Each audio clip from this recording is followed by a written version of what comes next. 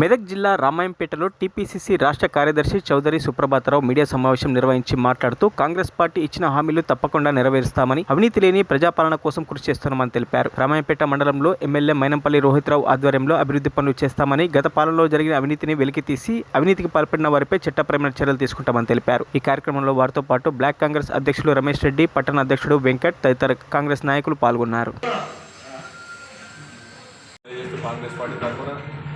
ముఖ్యంగా ఎన్నికల తర్వాత కాంగ్రెస్ పార్టీ ప్రభుత్వం అధికారంలోకి వచ్చిన తర్వాత మొట్టమొదటి మీడియా సమావేశం ఏర్పాటు చేయడం జరిగింది.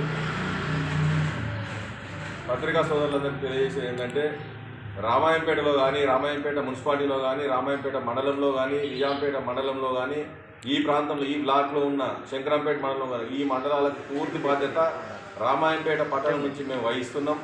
అభివృద్ధి కార్యక్రమం మంచికి కానీ చెడుకు కానీ కాంగ్రెస్ పార్టీ తరఫున, ఎమ్మెల్యే గారి తరఫున బాధ్యత వహిస్తున్నాం మేమే. ఎట్టి పరిస్థితుల్లో తప్పుకునే ప్రసక్తి లేదు. ఎన్నికలప్పుడు ఏ వాగ్దానాలు చేసినామో అవన్నింటినీ ఖచ్చితంగా ఒక్కటి కూడా మిస్ కాకుండా ప్రతి సమస్య ఏదైతే మా దృష్టికి వచ్చిందో ప్రతి దాన్ని పరిశీలించి ఖచ్చితంగా అమలు చేస్తామని తెలియజేస్తున్నాం. ఎందుకంటే వచ్చి నెల రోజులు కూడా కాలేదు. ఎమ్మెల్యే గారు కూడా సీఎం గారు వెంబడి దావూద్ పర్యటనలో వెళ్ళడం జరిగింది కాబట్టి ఎమ్మెల్యే గారు కూడా అందుబాటులో లేకుండే. ఇప్పుడు ఎమ్మెల్యే గారు వచ్చిన తర్వాత ఖచ్చితంగా ప్రతి గ్రామాన్ని, ప్రతి వార్డుని యూనిట్గా తీసుకొని మేము అప్పుడు ఏమైతే హామీలు ఇచ్చినామో అవన్నీ నెరవేర్చడానికి ప్రయత్నిస్తూ అన్ని సమస్యలను పరిష్కరిస్తామని తెలియజేస్తూ, అదేవిధంగా రామాయంపేట పట్టణానికి వచ్చినట్టయితే రామాయంపేట పట్టణంలో ముఖ్యంగా 2 సమస్యలు మా ముందు వాస్తా చేస్తాడు. ఆయన అబ్బసొత్తు కాదు. ఆల్రెడీ ఇప్పుడు ఇచ్చిన ఇళ్ళల్లో కూడా సగం మంది డబ్బులున్నోనికి డబ్బులు తీసుకొని, ఇండ్లు ఉన్నోనికి, ఆస్తులు ఉన్నోనికి ఇల్లు ఇచ్చారు. పేద ప్రజలకు ఎవరికి కూడా ఇవ్వలేదు. అది మీ పత్రికా ముఖాల ముందు మీకు తెస్తున్నాము, మీ ప్రస్తుతంగా తెస్తున్నాము.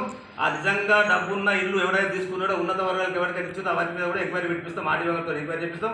నిజమైన జెన్యూన్ పర్సన్ ఇప్పుడు కూడా మేము చెప్తున్నాం. మా సుప్రభాత్ నాయక్ గారు చెప్పినట్టు 56 ఇండ్లు రోడ్డు డివైడర్లో పోయిన వాళ్లకు సత్యమే.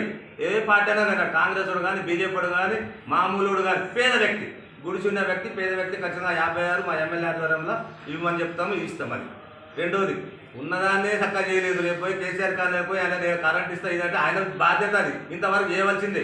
ఇచ్చి ఎన్ని రోజులు అయింది? ఎంఆర్ఓ ఆఫీస్ కట్టడం ఎన్ని రోజులు అయింది?